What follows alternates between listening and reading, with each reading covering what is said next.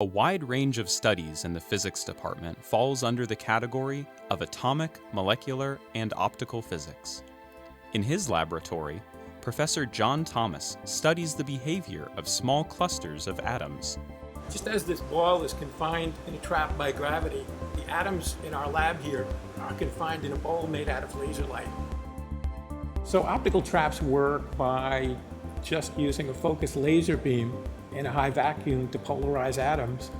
And what they do is they attract the atoms to the region of the highest intensity where the focus is. When you focus a laser beam down, you create a confining region that looks very much like a bowl that's made out of light.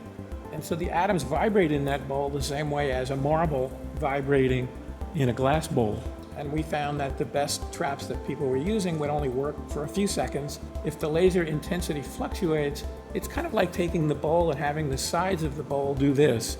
And so the atoms are oscillating back and forth in the bowl, like marbles in a bowl, but we're hitting them in the face as the bowl fluctuates in depth.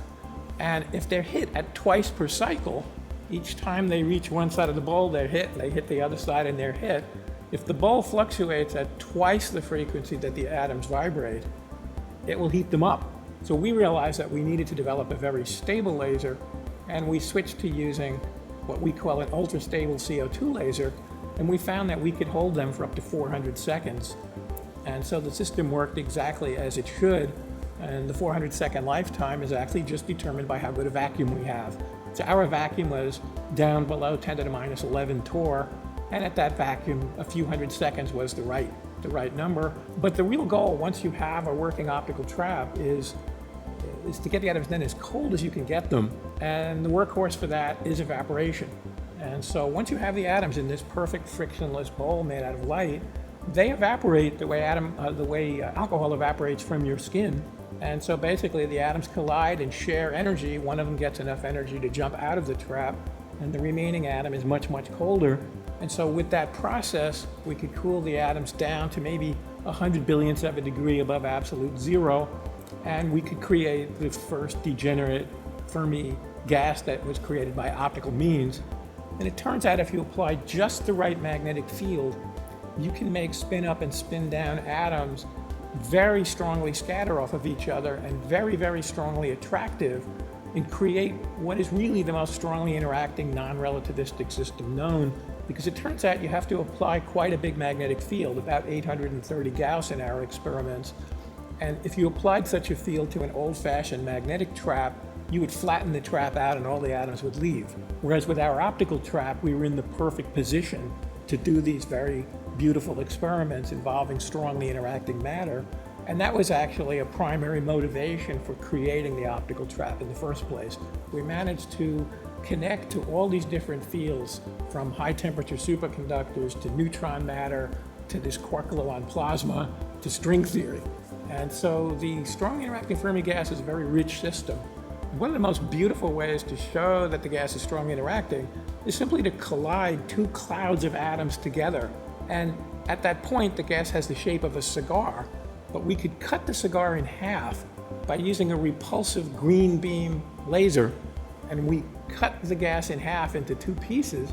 You can let the clouds of atoms move toward each other and hit so hard that it's as if liquid metal was hitting, and they create shock waves. And we end up observing very, very beautiful shock waves.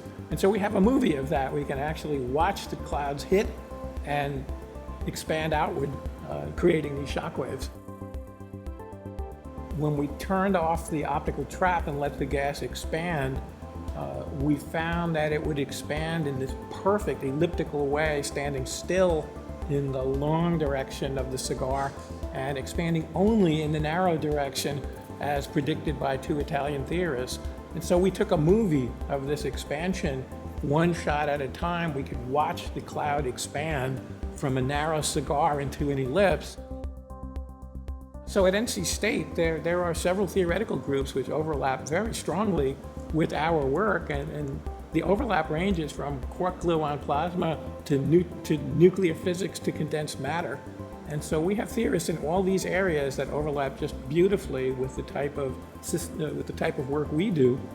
which is one of the things that makes this department really attractive. There's a very, very good connection between the theoretical groups and the experimental groups.